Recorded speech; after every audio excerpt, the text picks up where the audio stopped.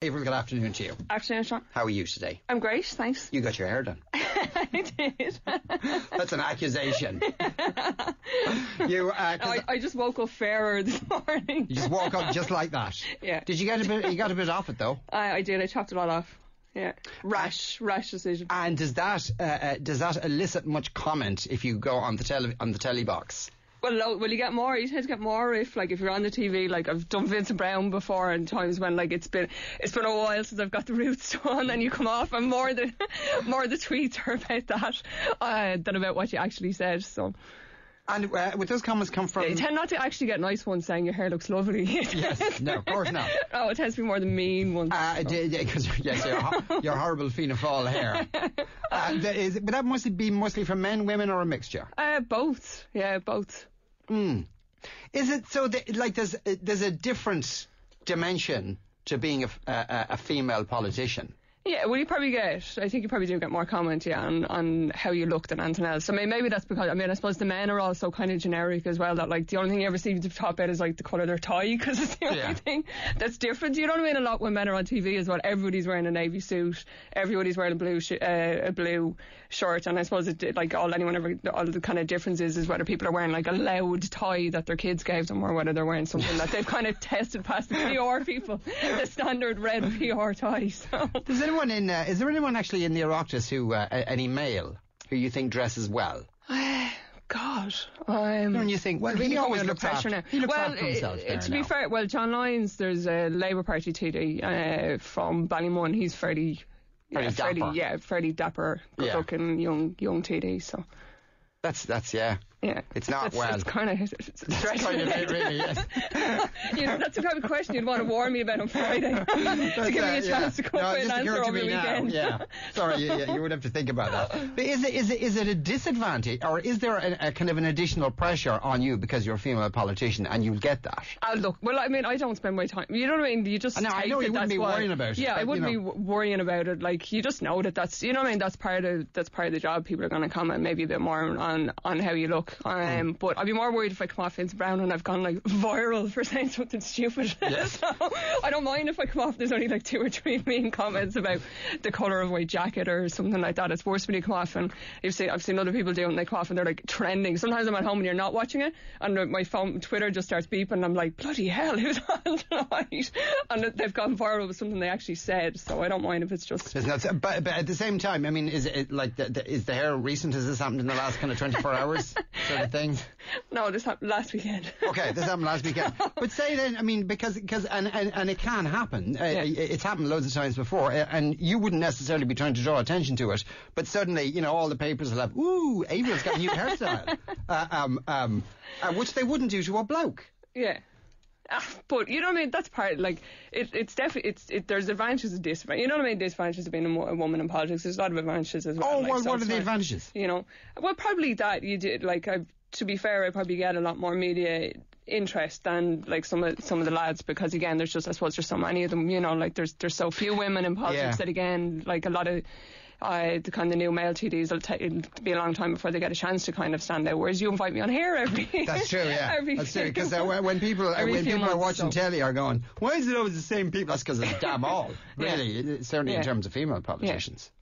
God, that's sad, isn't it? To think about. But hopefully that's going to change. Well, are you a fan of are you a fan of the quota? I think look, I'm not a fan of quotas. I wish we didn't need them. But I think, unfortunately, we've reached a point where we need to have what they're bringing in is a candidate quota. So it's not a quota. Some countries have a quota where it says that X number of people who are elected have to be female. So to some extent, you're kind of tying the hands of the voters. You're saying that, if you're electing 5 people in your constituency, this was 1.5. That, that you have to have at least one woman heading towards 2 women. But in fact, what's being brought in by the government is legislation that says that 1/3 of the candidates at the next general election have to be female, and parties will be penalised financially if they don't put forward a choice. And I think that's a good thing, because I think that unfortunately what happens is that voters in a lot of constituencies, say last time out, just don't get any choice. You're handed a ballot paper with 15 men on it, you don't have a choice. I think people should be given a balanced ballot paper, and then you pick the best person out of that, and whether that person is male or female, gender shouldn't matter. But I think people should be given a choice. I think it's crazy. Fianna Fáil as well in the past, there was constituency 2 times ago we ran 4 male candidates. I mean, I just think that's stupid. I don't accept that was Offaly, I think. And I don't accept that there's not a smart woman leading a business in Offaly or running a kids youth club or other things that are involved in like strong local politics. That couldn't have been put forward. I think that just unfortunately its tendency politics has been very male generated, and then that creates its own dynamic. Just as you wonder why there aren't many male nurses or female builders. I think it's just once any career becomes very gender stereotyped, it just becomes self-perpetuating. So hopefully what this will do is actually just kind of maybe change that view, so that when young girls are looking at pictures in the paper, they're not looking at, when you're looking at the doll on its first day and there's 12 or 15 women and 150 men, it doesn't send out the right message. So hopefully when they're looking at a more balanced parliament, it encourages more women to actually naturally go forward, and then you shouldn't need a quota. I mean, quota, at the end of the day, the best success would be that you get rid of it. That you don't need it. Well, absolutely. All the parties, though, as I understand it, have said we want to try and have had difficulties in encouraging more women. Is that because? As you'll know yourself, often in politics, it's not the people in the other party you have to worry about; it's people in your own party. Yeah. And within a particular common, you'll have a situation where the sitting TD is there, and then there's a county councillor who expects to inherit that, and they've served their time, and all that kind of stuff. Is it because that's male dominated, or perhaps women? I know this is a bit of a generalisation. Women may think, well, if there's some political aim I have, getting elected mightn't necessarily be the best way to go about that. I think it's a mixture of both. I think that, say, what's tended to happen in the past is exactly that. You have an incumbent, and once somebody's settled, nobody ever thinks it's the right time to go. Even when sometimes the electorate makes that choice for them. But, you've said, if in Fianna Fáil, there'd always have been a man who was there before you, or as you said, a councillor who reckons he's been waiting 20 years and this is his shot. But, I mean, the lucky thing for us next time out in terms of the next general election, I suppose one of the few good sides of our last general election is that we've a lot of constituencies now where there'll be new opportunities next time, because it won't be an incumbent. So we'll have opportunities to run new candidates, whether female candidates, younger candidates, bring in fresh ideas and really kind of freshen up both the party and politics more generally. And I think that's really good. So that would be something that's positive for us as a party. We'll have a lot of actually new opportunities next time. And are you having to go out and look for women, target people? Well, what we're doing is we actually had a really, really incredible year this year in terms of the college coming. The Fianna Fáil groups in the colleges, we had a record year. Some of them doubled their numbers. DCU, my local college, doubled its numbers. So we're getting a lot of new young people coming in anyway. I think because they're seeing that the party is going through a period of change and that they want to be part of that, and that we're re-looking at all of our policies and coming at things. Michal's quite keen to have kind of fresh ideas and to change things. But then outside of that, I think all of the parties need to actually reach out to women that are involved in other things, because it's not that women aren't interested in politics, because when I look around and say, we had a female head of our Chamber of Commerce in Howth 2 years ago, when there are local campaigns being run to save teachers in our local schools, they're run by women. The tourism initiatives, things like that. There are a lot of community projects that are being run by women. I suppose, like you said, maybe they just don't see that party politics and elected politics is the place for them. But equally, if we're going to change party politics and make it more relevant, we need to have a more diverse group of people involved, and that's good in terms of making just policy more diverse. Even in companies, we the companies that are doing the best on, say, like the FTSE 100, and in business, it's shown that companies with diverse boards, where they're gender diverse and where they have people from different nationalities and stuff like that, suffer less from groupthink, and they're more likely to actually be fresh and to challenge the consensus. Absolutely. The problem, though, number 2 with that, okay, fantastic. You reach out into the community, you find women who are capable, who are dynamic, and they say, well, what issues are you interested in? And you have a candidate, Mary, and she's interested in home help for people. Yeah. That she's got ideas about how you restructure that, perhaps to make it a bit more effective. And they go, great, and she runs for the Dáil, and then she sits on her arse for 10 years just voting for austerity, and nobody ever pays a bit of attention to her. Yeah. You can't blame her for being cynical about that. Absolutely, and you can't blame people for being cynical about politics in general. I think when you turn on the TV and all you see is people shouting at each other. No, but the point is that the system that we have right now really is again, three blokes basically make everything up. And it's crap, and it doesn't have to be that way. We inherited like the English Westminster system, and then we just went totally to the extreme because they vote across party lines. They don't apply the whip in the sense that we do. And ordinary parliamentarians have a much greater role. Whereas you're right, here essentially 15 people in the cabinet, 3 when you come down to an economic council, the cabinet within the cabinet that make all the real decisions at the minute, are the ones who are driving things through. Now I'm on the constitutional convention that's been set up, and one of the topics that we're going to be looking at later in the year is that parliamentary reform, changing the electoral system, all of that, and seeing how we need to actually change politics. And I feel quite strongly that we do, because I think it's like, in many respects, the worst place to be is not necessarily an opposition backbencher, because at least you have the freedom to be able to bring forward kind of diverse ideas, but government backbenchers who are elected in, new people the last election, elected in to push particular policies that are important to them, and then yes, you go in, you find you're one of 120 people and you're not allowed to speak because the minister speaks for everybody and that's it. And I think our system is wrong like that. I think we should learn from how it's done better elsewhere. Yeah, because then that backbencher who has no power in the Dáil, all they can be then is an advocate for their constituency. Yeah. So you're back to parish pump politics, and we got you. And then you wonder why, you know what I mean? And then we wonder, because we elect people, I suppose, solely as well on the parish pump stuff. We saw more of that this week as well with the hospitals. And then we wonder why, when important decisions come up and TDs aren't, well equipped enough to actually be able to understand complex economic issues, because they weren't elected on those. They were elected on fixing the local path or on a promise on the hospital, and not actually on their grasp of banking or economics or other issues. So I do think we need to really look at changing the whole system. And from just a lot of TDs I've spoken to, I've never met any TD who's actually in favour of the 3-line whip and how it's enforced in the Dáil. The Taoiseach. Apart from the Taoiseach, I have an injury today. That's probably what it is. So it's kind of one of those things where the solution is there. Yeah. But just everybody needs to kind of move a bit forward and do it, because it seems quite obvious. We really do. Like, even when, particularly when you look at, say, like some of the issues that we're debating at the minute, and we're going to have legislation coming up on abortion and the X case. I mean, there's no way a whip would be applied on that in most democracies, because people would accept it, particularly on something like that. Whatever about, like, I do think that if you're elected on a party platform, you should be expected to vote for the budget or for key economic because otherwise everyone would just vote against what they didn't like and what they thought served their constituencies. But on issues like sensitive social issues, I think it's fair enough that people would have a different view. There are husbands and wives that have a different view on things like abortion. I think that there's a fakeness to it, and there, that just kind of where we assume that people within a party would all have the same, and it's well, that's clearly not the case, but real debate. An argument has been put, and it would seem to me, I would tend to agree with you. You think the whole Oireachtas should be responsible for whatever happens on abortion, so everyone's responsible for it, not just the government. But to a degree, it might be protecting TDs who are getting a bit of stick. Some of the lads would much rather kind of hide under the table and say, I was forced, couldn't do anything about it.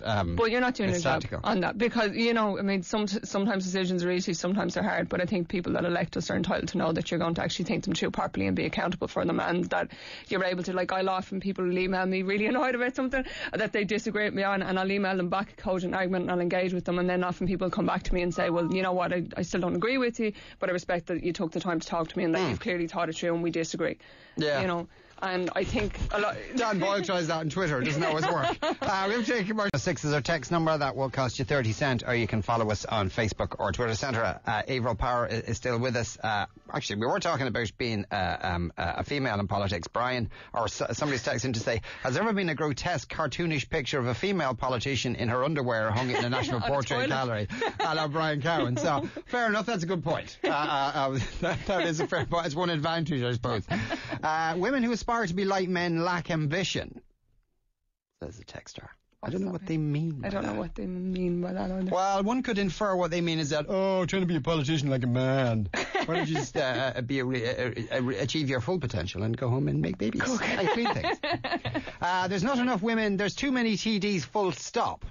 We, the public, can't afford them as it is. We can't afford their ridiculous pensions and expenses as it is, says Pat. Well, I suppose that's a separate argument. We're talking about the proportion of female politicians rather than the total number.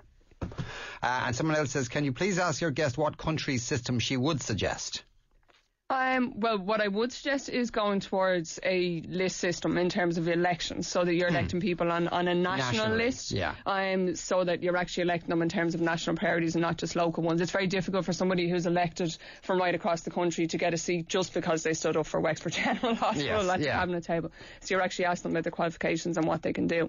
But then I'd say be somewhere between. The American system is obviously nuts because there's no that just hits gridlock all the time. It's just gridlock all the time. But I think the English system is a lot better than ours, where people they don't vote against the government constantly, but they do on particular issues, and people will actually vote if there's an education policy that they seriously disagree with, or we'll see now there's legislation coming up tomorrow. I think they're discussing in Westminster about marriage equality.